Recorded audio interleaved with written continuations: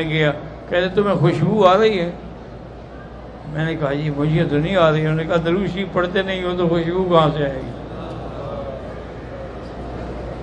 انہوں نے کہا تم لوگ درود شریف تو پڑھتے نہیں ہو، یہ خوشبو ان کو آتی ہے جن کو درود سے محبت ہے۔ میں نے کہا جی آپ کو کیسے؟ انہوں نے کہا بس اللہ کا کوئی نبی گزرا ہوگا یا کوئی ولی گزرا ہوگا، اس سے یہ خوشبو آ گئی۔ تو بہرحال وہ شیر جو تھا وہ ایک ایک سوئے ہوئے کو سونگتا رہا۔ اب اس کو تسلی ہو گئی کہ ان میں کوئی نہیں ہے دشمن۔ پھر اس نے غور کیا کہ بھی اوپر بھی تو کوئی سویا ہوا ہے نا،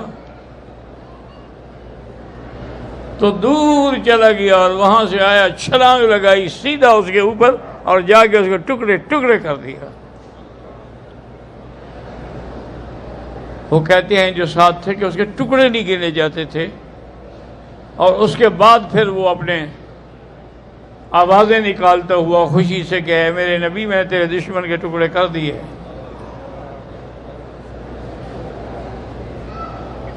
حضور صلی اللہ علیہ وآلہ وصحبہ وسلم تسلیما کثیرا کثیرا۔ تو جب وہاں سے بہرحال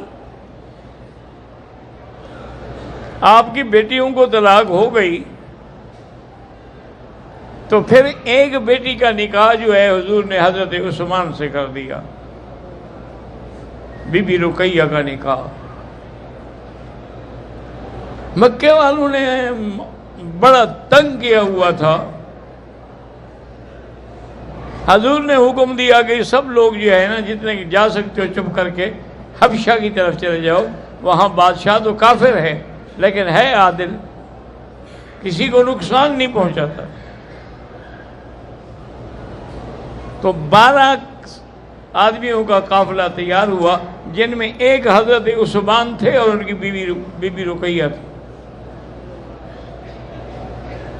حضور نے فرمایا کہ دیکھو حضرت ابراہیم اور لوط علیہ السلام نے ہجرت کی تھی، آج ایک جوڑا ہمارا بھی ہجرت کر رہا ہے جس میں حضرت عثمان اور رقیہ ہے۔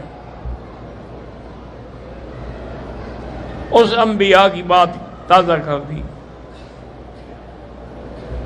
وہاں گئے، اس نے بلایا ان کو، پوچھا حال حوال، ان لوگوں نے بتلایا۔ ان کا آرام سے، تم میرے ملک میں آرام سے رہو، کوئی تمہیں نہیں چھیڑ سکتا۔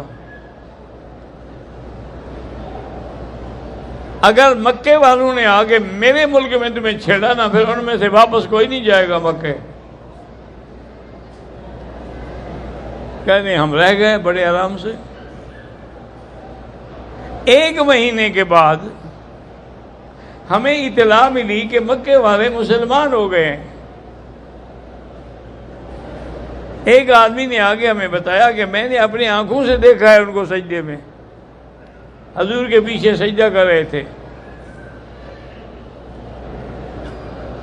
تو صحابہ خوش ہو گئے، کبھی اگر وہ ٹھیک ہو گئے تو ہم اپنے گھر چلیں، ہم مسافری، آخر مسافری ہے چاہے کتنا آرام کیوں نہ ہو۔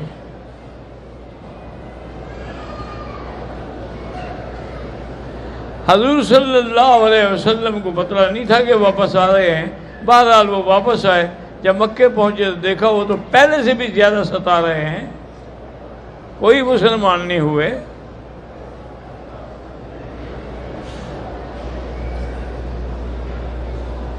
انہوں نے پھر 1 مہینہ برداشت کیا۔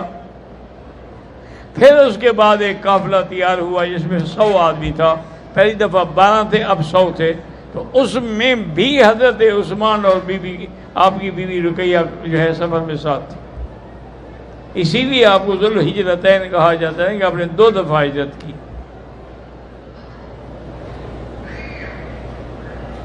صلی اللہ علیہ وسلم۔ پھر اس کے بعد جب واپس آئے تو حضور نے فرمایا کہ اب سیدھا مدینے ہجرت کرو۔ اب ایمان والوں کی آخری جگہ مدینہ ہے۔ اسی طرح آپ نے فرمایا ان الایمان یعرض الی المدینہ، ایمان مدینے کی طرف اس طرح لوٹتا ہے جیسے سانپ اپنے بل کے لیے لوٹتا ہے، ساری دنیا میں ایمان نہ رہے، مدینے میں رہے گا۔ اسی لیے حضور نے فرمایا کہ جو آدمی یہ طاقت رکھتا ہے، من استطاع منکم ان یموت فی المدینہ فلیمت، کہ اس کی موت مدینے میں آئے تو کوشش کرے۔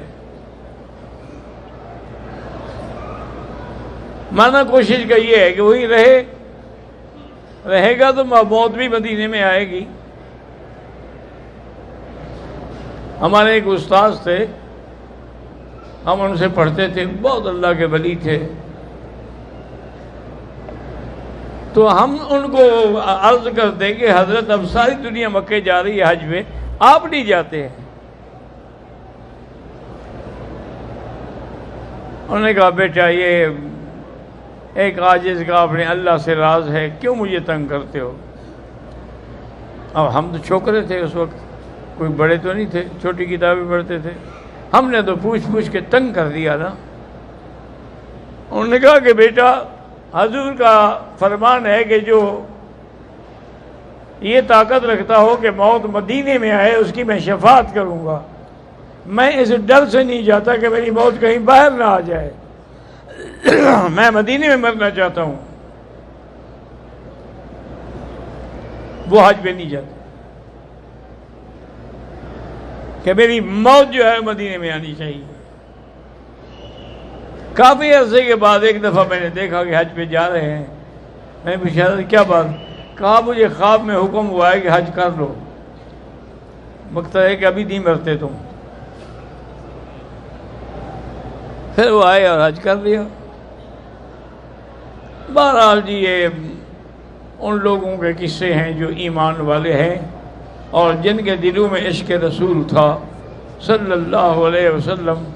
ہم زبانی کلامی تو سارے عاشق ہیں، لیکن دلی عشق جو ہے وہ کسی کسی کو نصیب ہوتا ہے۔ جنگ بدر کا موقع آ گیا، حضور جب روانہ ہونے لگے تو آپ نے حضرت عثمان کو بلایا کہ تم نہ جاؤ کیونکہ تمہاری بیوی کو تکلیف ہے، اس کو چیچک ہو گئی تھی، فرمایا کہ تم یہاں رہو، اس کی حفاظت کرو، ہم تمہیں بدر والوں کا حصہ دیں گے باقاعدہ۔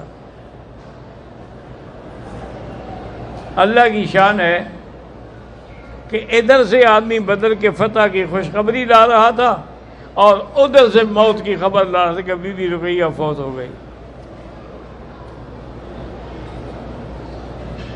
حضور صلی اللہ علیہ وسلم آئے، آپ کی قبر پر بھی گئے، کافی دیر حضور بیٹھے رہے اور کہا عثمان ابن مظعون بھی چلا گیا، اب تم بھی چلی گئی اللہ کی طرف۔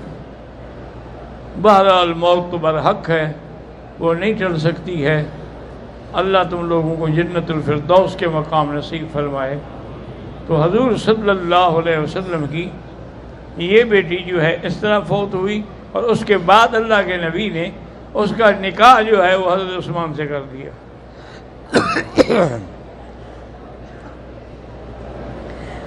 اور فرمایا کہ مجھے جبریل نے آگے کہا ہے کہ عثمان کی شادی کر دو، کیونکہ ما تزوجت من نسائی ولا من بناتی، میں نے خود بھی اپنی شادی کبھی نہیں کی اور اپنی بیٹیوں کی بھی نہیں کی جب تک مجھے اللہ نے حکم نہیں دیا۔ یہ اللہ کا حکم تھا، میں نے کر دی۔ اسی لیے حضرت عثمان کو ذو النورین کہا جاتا ہے کہ اس کے گھر میں 2 بیٹیاں تھیں، اور کسی مومن کے گھر میں کسی پیغمبر کی 2 بیٹیاں نہیں ہیں۔ یہ شرف بھی ملا ہے تو حضرت عثمان کو ملا ہے رضی اللہ تعالی عنہ وارضاہ، واللہ اعلم۔